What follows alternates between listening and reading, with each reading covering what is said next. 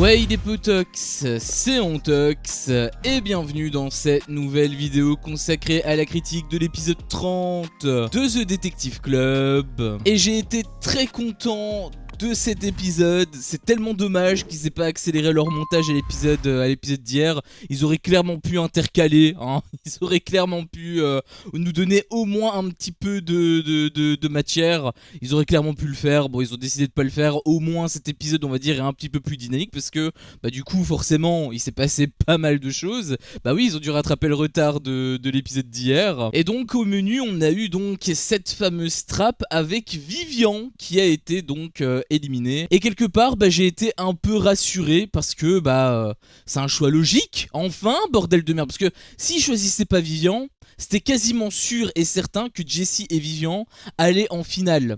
En finale, en ayant intégré l'aventure en plein milieu de l'émission, hein, je rappelle. Et ça c'est dramatique, déjà c'est dramatique qu'ils soient encore là. Déjà, je te le dis honnêtement, c'est dramatique qu'ils soient encore là. Mais au moins, voilà, au moins, il y en a eu un qui a été éliminé. Bon malheureusement pour lui, hein, je l'aime bien, hein, bien sûr, hein, mais bon, faut quand même rester un minimum cohérent, faut rester un minimum honnête. Et pour le jeu, c'était complètement illogique de le laisser. Donc dans tous les cas, je reste quand même content. Au début, j'avais même peur hein, par rapport à ça. Je pensais que ça allait être Nicolo, parce que t'as Enzo qui avait dit en interview, c'est une personne qui me ressemble. Et du coup, je sais pas en quoi il ressemble à Vivian. Après, c'est vrai qu'ils font pas mal de trucs ensemble sur Instagram et tout, donc si ça tombe, il disait ça par rapport à ça. Mais en termes d'image de télé-réalité, bon, ok, Enzo il a aussi ce petit côté foufou, mais pas autant que Vivian, je pense. Et justement, je trouvais qu'il comme il avait une petite rivalité avec Nicolo, moi j'avais plus l'impression qu'il parlait de Nicolo que de Vivian, honnêtement. Mais bon, dans tous les cas, je reste content. Je préférais que ce soit Vivian que Nicolo, parce que Nicolo, déjà c'est un bon élément hein, pour les enquêtes, alors que Vivian, il est à côté sur toute la ligne. Et accessoirement, comme je l'ai dit, Nicolo, il était là depuis le début, alors que c'était pas le cas de Vivian. Donc très bonne trappe, hein, finalement, très bonne trappe. Enfin, je dis ça, mais en réalité, il y a quelques petits trucs qui me font chier, mais en réalité c'est le fait que ce soit assez récurrent, parce que entre chaque élimination, en tout cas potentielle élimination, à chaque fois tu as un discours donc des candidats. Et avant, enfin la toute première fois je veux bien, tu vois, parce que voilà on sait jamais, etc. Mais quand à chaque trappe systématiquement t'as des discours ainsi, à la longue je me dis ça sert plus à rien de faire des discours, hein, on va le revoir la prochaine fois, parce que ok d'accord il va y avoir un éliminé, mais dans le lot de l'éliminé il va avoir également 3, 4, 5 sauvés.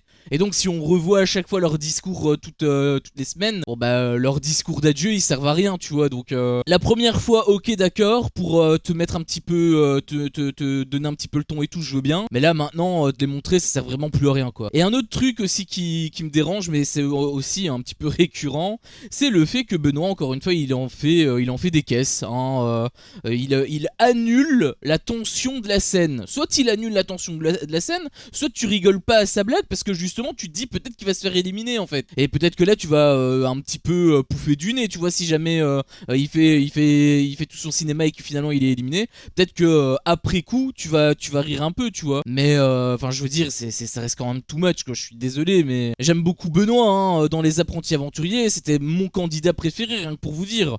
Mais sur ces séquences là de base il est même assez drôle hein, sur les autres séquences et tout il est très drôle.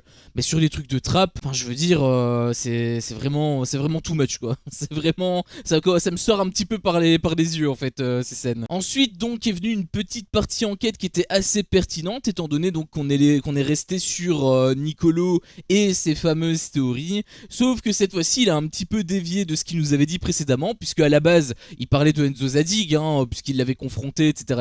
Et là je sais pas pourquoi il parlait d'Enzo Sanders. Il a complètement bifurqué. Après dans tous les cas ça reste un petit peu ça reste quand même cohérent, tu vois, ça reste quand même cohérent. Mais du coup j'étais un petit peu déçu hein. J'avoue que ma gueule quand il a dit Sanders j'étais vraiment pas content. Mais il faut quand même le dire, Jess a quand même porté un petit peu enfin quand même recentré un petit peu l'intérêt de l'enquête, vu que elle justement elle hésitait, elle ne savait pas si c'était Zadig ou Sanders.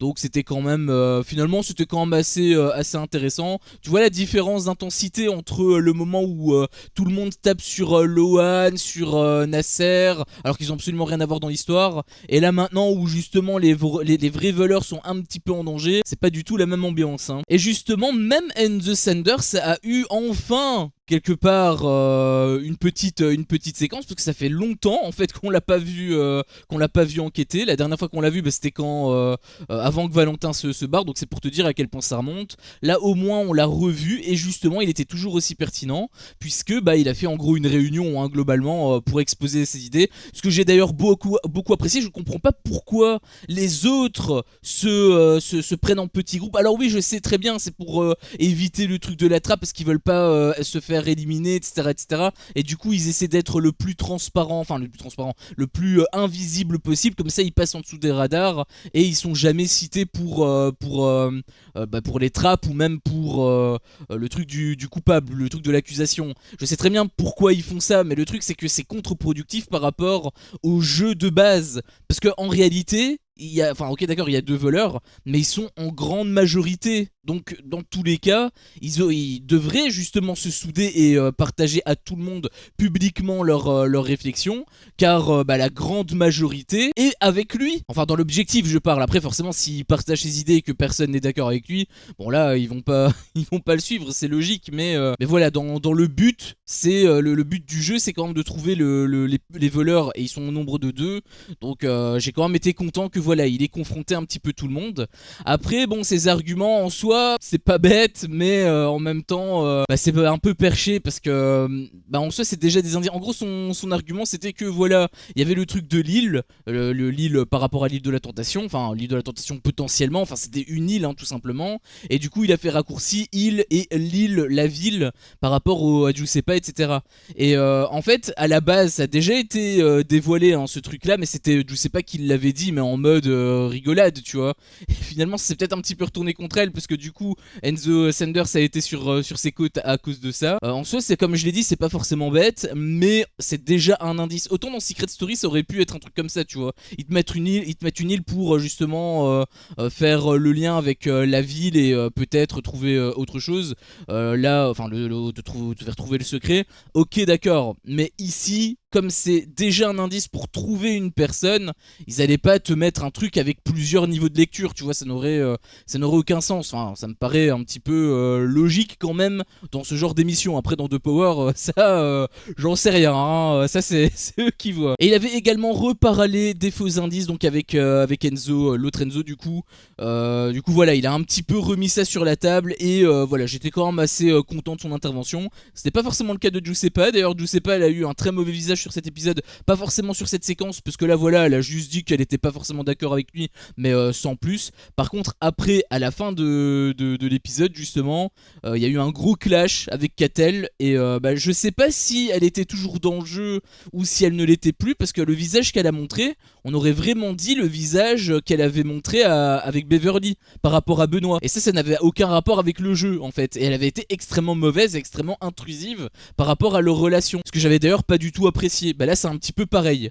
Alors c'est un peu plus proche quand même du jeu, donc on pourrait quand même douter justement de sa sincérité. Enfin de sa sincérité, je parle par rapport au jeu, je veux dire, est-ce qu'elle est réellement touchée, ou est-ce que c'est parce qu'elle a la pression, parce que c'était un peu ce qu'elle avait dit en interview, elle a un petit peu la pression et du coup elle se défend assez mal. Mais est-ce que c'est vraiment pour ça, ou est-ce que c'est parce qu'elle a été piquée et qu'elle aime pas Catel ou autre?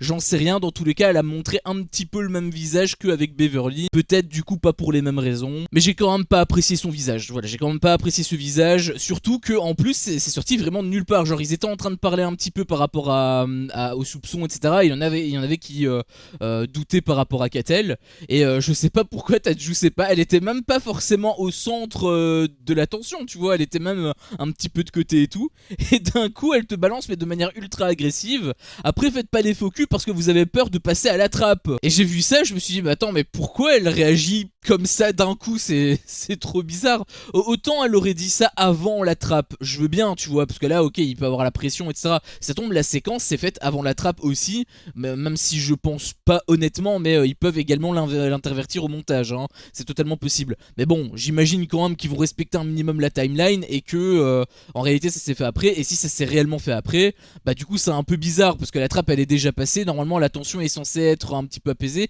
et c'est justement sur ces moments-là où les candidats balancent le plus de choses par rapport aux autres. C'est peut-être même pour ça que Enzo Sanders a fait une réunion, hein. Il l'aurait pas fait, enfin s'il l'avait fait avant la trappe, ça aurait été extrêmement con de sa part, tu vois. Donc j'ai pas compris son intervention. Je te dis honnêtement, j'ai pas compris son intervention. Il était soudain, il était brutal, il était agressif. Et du coup, Catel, elle a même très bien réagi. Elle a un peu retourné, enfin pas la situation, mais elle a retourné justement son attaque contre elle en disant qu'elle était pas la même, etc. etc. Alors Giuseppe disait la même chose, donc finalement c'était un dialogue de sourds. Mais voilà, elle a un petit peu fait la technique du miroir.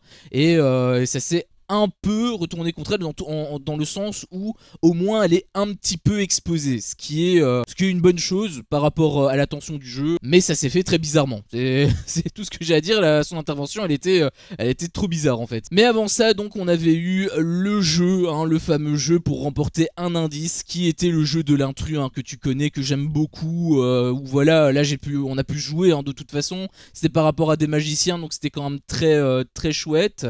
C'était donc le troisième qui était l'intrus, hein, c'était pas un vrai magicien, alors que j'avoue qu'il m'avait un petit peu convaincu, parce que voilà, il répondait quand même relativement bien, même si en réalité il a dit des conneries, parce qu'il avait dit le truc du congrès des magiciens, etc. Ça, j'avoue que quand j'ai entendu ça, je me suis dit, mais attends, c'est trop bizarre, tu vois. Et en réalité, je me suis fait un peu berner par Enzo, parce qu'il avait dit, je sais pas si vous avez remarqué, mais il a dit oui en parlant de celui qui était à côté. Et du coup je me suis dit ah ouais, il a dit oui, ok, bah du coup s'il a confirmé, c'est que c'est probablement vrai. Et c'est pour ça que j'ai laissé couler, mais à la base ça m'avait semblé super bizarre. Et justement il avait dit que c'était totalement du bullshit. Donc ça m'avait surpris, ça m'avait plu de me faire avoir. Après concernant du coup le jeu, bah je me pose la question, est-ce que Enzo n'est pas un petit peu trop présent? Est-ce qu'il se met pas un petit peu trop en danger? Parce que bon, il a eu cette petite réflexion, etc. Mais il a également été l'une des personnes qui a voulu pointer du doigt la troisième personne. Alors qu'ils étaient sûrs, pas à 100%, parce que Nicolo n'avait rien affirmé, certifié, tout ce que tu veux. Mais il avait quand même dit, est-ce que tu ne fais pas des vidéos sur internet? Et le mec, il avait répondu que oui. Et Nicolo, apparemment, il l'a reconnu. Donc s'il a vu ces vidéos et qu'il fait de la magie, bah du coup t'étais sûr à 100% que c'était lui, c'était le quatrième. Donc pourquoi est-ce qu'ils ont pas pris le quatrième en fait? Ils étaient sûrs pas à 100%, on peut pas être sûr à 100%, mais au moins ce que Nicolo a dit, bah c'était quand même fortement probable quoi. Donc j'ai pas compris pourquoi ils ont pas pris la quatrième personne, et ensuite ils voient un petit peu plus loin avec éventuellement un tour de magie. Je sais plus si Enzo avait insisté pour prendre la troisième personne, c'était un petit peu ce que Jessie avait dit en interview d'ailleurs, hein, parce qu'elle avait dit oui, si Enzo est réellement voleur, bah du coup c'est à dire que la troisième personne c'est forcément le mauvais, hein, qui veut nous inciter à prendre l'intrus. Et bah au début j'y croyais pas trop, parce que je me suis dit ouais, c'est probablement une interview pour nous montrer l'inverse, et finalement bah ça a été réellement le cas. Donc je sais plus si Enzo avait vraiment insisté pour prendre le troisième ou non, il me semble quand même que oui, mais il a quand même relativement bien joué, parce qu'il était pas en mode si il faut le prendre, il était pas agressif, il était plutôt en mode bah oui, bah de toute façon le 3 et le 4 on est sûr dans tous les cas que c'est eux, donc autant prendre le 3, tu vois, comme ça au moins ça te facilite pour la suite. Bon finalement ça peut grandement le mettre en danger. Il y a personne qui a eu une réflexion là-dessus, enfin en direct, je veux dire, je parle pas des interviews, parce que les interviews voilà c'est relativement bidon de temps en temps, enfin ça a été fait après coup, donc ils jouent la comédie. Mais moi je te parle en direct, il y a personne qui a pointé du doigt, en tout cas pour l'instant, peut-être que ça va arriver plus tard, mais pour l'instant il y a personne qui l'a pointé du doigt, donc c'est un petit peu dommage pour eux, parce que bah du coup ils passent à côté d'un indice, et les indices bah ils commencent à coûter cher, hein, parce que bah forcément à chaque fois que tu te trompes de personne, bah tu tapes à côté, donc tu perds, comme je l'avais déjà fait un petit peu le parallèle avec les jeux vidéo, c'est comme si tu perdais une vie, et bah au fur et à mesure les vies elles commencent à s'accumuler quoi, donc elles commencent à coûter très très cher ces indices. Après bon, si c'est pour te mettre des indices qui peuvent intervenir sur absolument tout le monde, est-ce que ça a un intérêt, genre le truc avec le O et le A? Bon, je suis pas certain. Enfin après je dis ça, mais au moins ils sont sûrs à 100% que c'est pas Julien. Mais comme par hasard, j'ai envie de te dire, pour bénéficier à Julien, tu vois. Mais enfin bref, dans tous les cas, le jeu était très cool. La trappe, bon, il y avait des petits trucs, mais c'était quand même relativement chouette. Le résultat, j'étais satisfait parce que c'est un résultat qui aurait dû arriver déjà la semaine dernière. Et il y a eu aussi un petit peu de clash, il y a eu un petit peu d'enquête. Bref, il y a eu un petit peu de tout, franchement. Épisode très très complet. En plus, épisode de vendredi, donc vraiment, on reste sur une très bonne note pour cette semaine. C'est quand même vachement sympa. En réalité, il y a beaucoup de choses qui est positif par rapport à cette émission, et très rares sont les épisodes qui sont mauvais.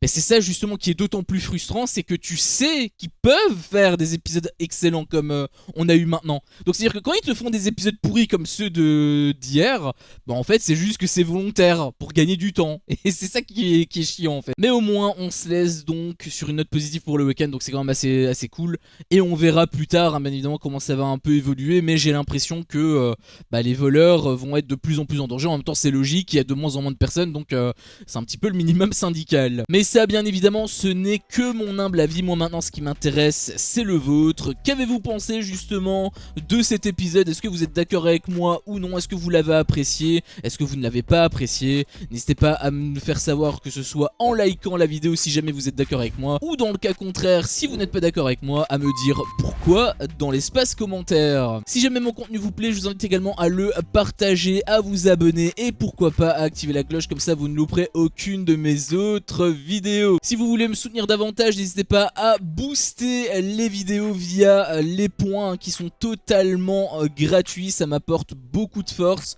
donc merci par avance à tous ceux qui le feront. Et moi dans tous les cas, je vous dis à la prochaine pour une prochaine vidéo. Ciao.